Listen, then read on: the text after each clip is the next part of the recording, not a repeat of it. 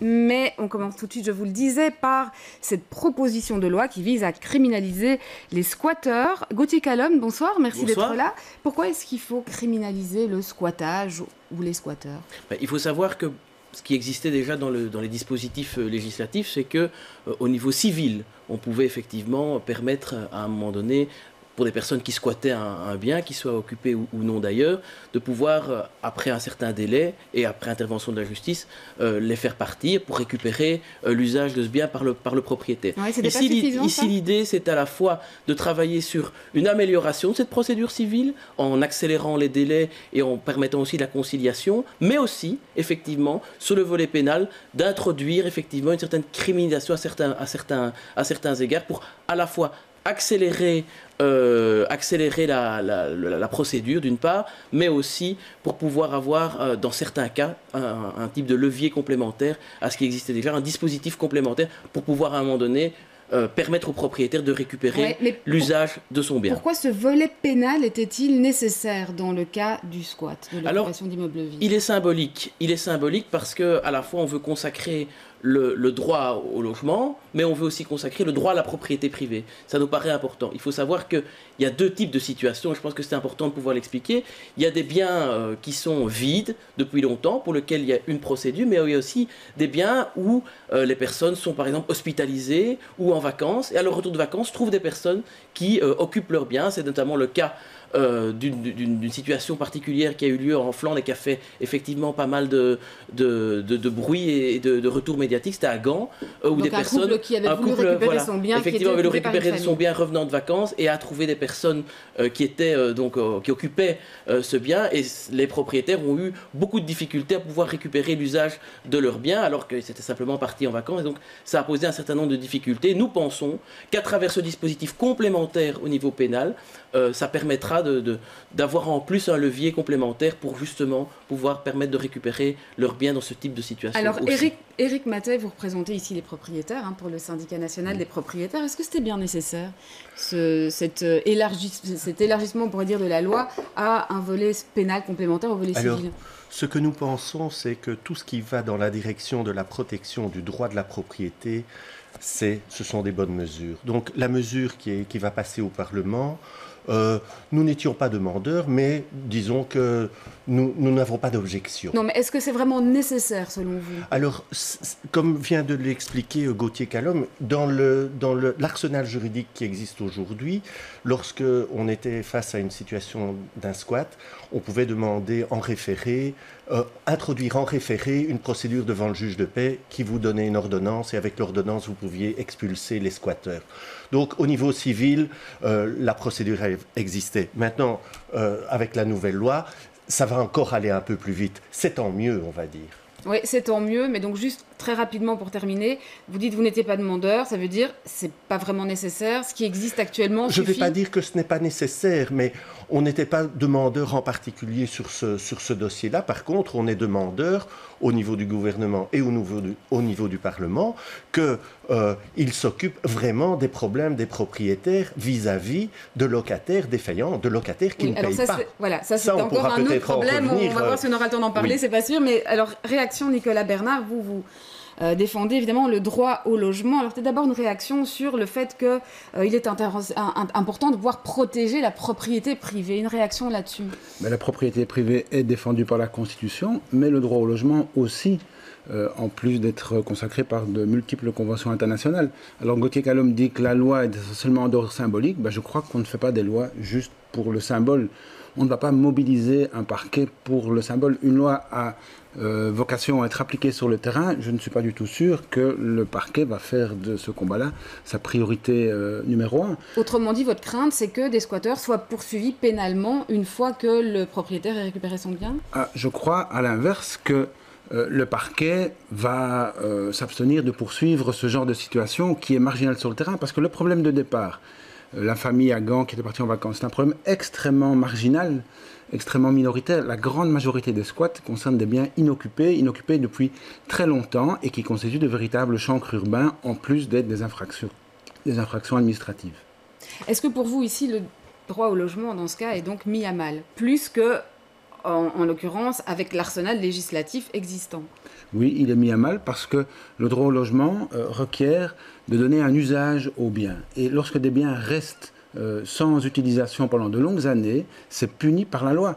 D'un côté, le squat est illégal, on l'a dit, mais le simple maintien en inoccupation d'un logement est une infraction administrative punie à Bruxelles par une amende régionale qui est soumise à des taxes locales.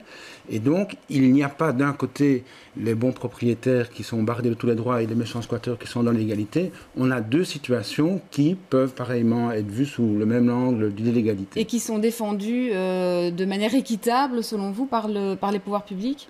Là, il me semble en l'espèce que la balance penche de manière excessive en faveur du droit de propriété.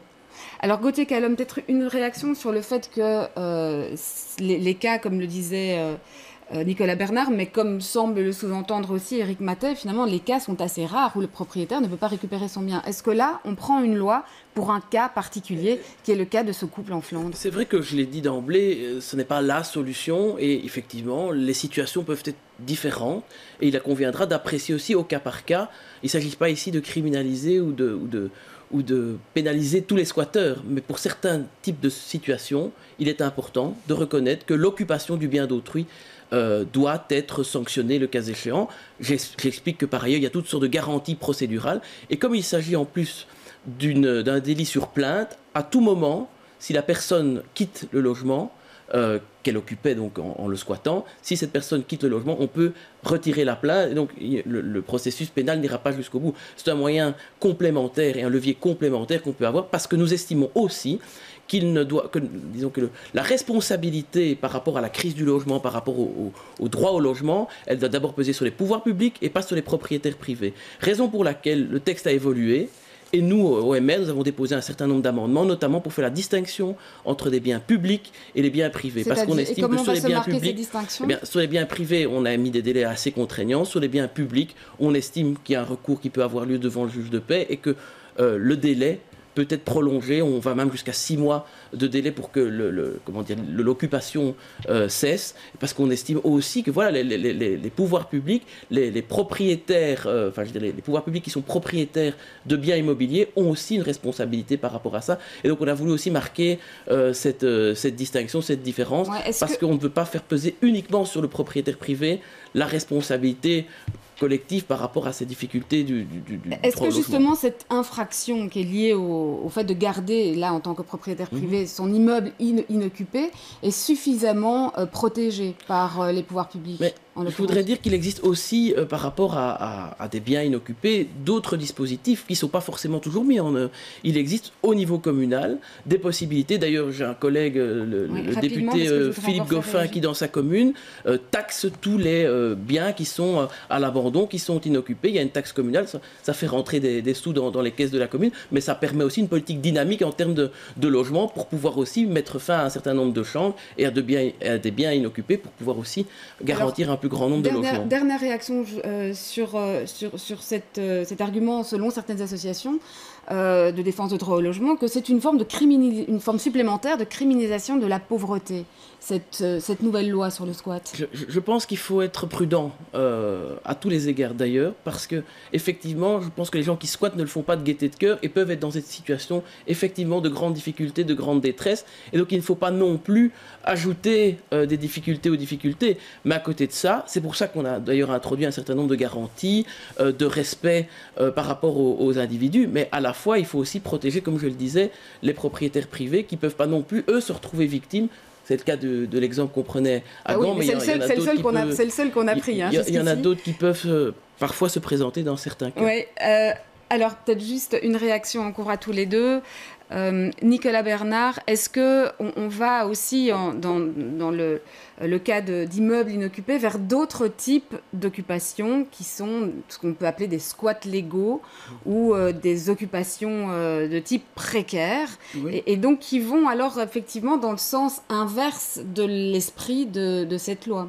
Mais vous faites bien de pointer cet élément parce que la loi est anachronique en ce sens que la tendance actuelle maintenant est à la régularisation des squats. Les propriétaires ont compris tout l'intérêt qu'ils ont à donner une occupation à leurs biens en termes par exemple d'éludement des taxes sur une occupation. Et donc maintenant on passe des conventions d'occupation précaire avec les occupants pour stabiliser et mettre fin à ce chancre urbain. Et la région bruxelloise subsidie d'ailleurs une association pour accompagner ces occupations qui ont d'ailleurs été coulées dans le Code du logement officiellement. Éric Mathey, 30 secondes. Est-ce que ça, c'est une bonne évolution aussi? C'est une évolution intéressante pour les propriétaires? C'est une évolution, j'en prends note. Je vais vous dire qu'un propriétaire qui parfois introduit un permis d'urbanisme, et ça prend 5 ou 6 ans, et les cas ne sont pas rares ici à Bruxelles. Pendant 5 ou 6 ans, la procédure est très lente. Le bien reste inoccupé. Je vais dire pourquoi pas à ce moment-là trouver un accord comme M. Nicolas Bernard vient de l'expliquer. Mais d'une manière générale, le droit de propriété est un droit qui, pour les propriétaires, est sacré. Vous devez bien comprendre que rapidement, parce qu'on doit clôturer. Un propriétaire qui, par exemple, a un appartement en Espagne et pendant 6 mois en hiver va habiter en Espagne et pendant 6 mois revient habiter en Belgique en été, il faut bien comprendre que pendant les 6 mois où il n'est pas en Belgique, fatalement, il ne va pas signer un contrat pour faire occuper son bien par un squatteur. Très bien, on sait bien que les situations effectivement sont variables, sont toutes différentes. Merci en tout cas à tous les trois d'être venus nous apporter votre vision sur ce débat. Tout de suite.